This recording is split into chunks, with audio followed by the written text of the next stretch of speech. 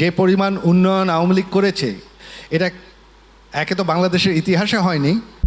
ছাত্র জনতার আন্দোলনের মুখে দেশ ছেড়ে পলাতক সাবেক প্রধানমন্ত্রী শেখ হাসিনার ছেলে সজীব ওয়াজেদ জয় ও মেয়ে সাইমা ওয়াজেদ পুতুল এবং তার বোন শেখ রেহানার ছেলে রেদওয়ান মুজিব সিদ্দিক ববির ব্যাংক হিসাব ফ্রিজ করেছে বাংলাদেশ ফিনান্সিয়াল ইন্টেলিজেন্স ইউনিট।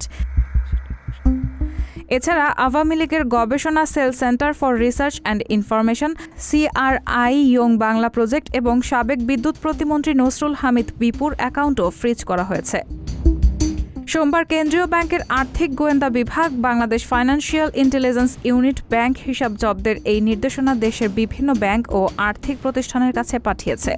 এই নির্দেশনার ফলে এসব হিসাবের সব ধরনের লেনদেন বন্ধ থাকবে। চিঠিতে এসব ব্যক্তির জাতীয় পরিচয়পত্র ও জন্ম তারিখ উল্লেখ করা হয়েছে।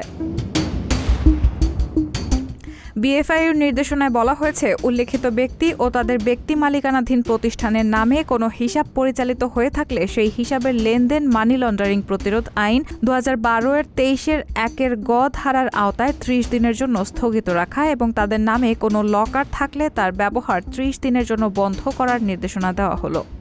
গত 5 আগস্ট রাজনৈতিক পট পরিবর্তনের পর সাবেক সরকারের বিভিন্ন মন্ত্রীকে গ্রেফতার করা হচ্ছে। সেই সঙ্গে অনেকের ব্যাংক হিসাব জব্দ করা হয়েছে। সেই ধারাবাহিকতায় এবার শেখ পরিবারের 3 সদস্য ও CRI সংশ্লিষ্ট ব্যাংক হিসাব জব্দের নির্দেশনা এলো। সজীব ওয়াজেদ জয় CRI-এর চেয়ারম্যান, পুতুল ভাইস চেয়ারম্যান আর ট্রাস্টি বোর্ডের সদস্য ববি। শেখ পরিবারের বাইরে ট্রাস্টি বোর্ডের সদস্যদের মধ্যে আছেন সাবেক বিদ্যুৎ, জ্বালানি ও খনিজ সম্পদ প্রতিমন্ত্রী নসরুল হামিদ বিপু। দলীয় বিভিন্ন এজেন্ডা বাস্তবায়ন ও জনমত গঠনে 2010 সালে দৃশ্যমান হয় CRI।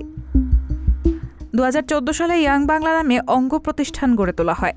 CRI-এর তত্ত্বাবধানে কয়েক বছর ধরে যুব উদ্যোক্তা ও প্রাতিষ্ঠানিক পর্যায়ে চালু করা হয় জয় বাংলা ইউথ অ্যাওয়ার্ড। আর বঙ্গবন্ধু 7 মার্চের ভাষণকে কেন্দ্র করে জয় বাংলা কনসার্ট হয়ে আসছিল। সম্প্রতি 8 জন সাংবাদিককে CRI থেকে টাকা দেওয়ার একটি তালিকা সামাজিক যোগাযোগ মাধ্যমে ছড়িয়ে পড়ে। রায়হানা মুন, সবার কথা।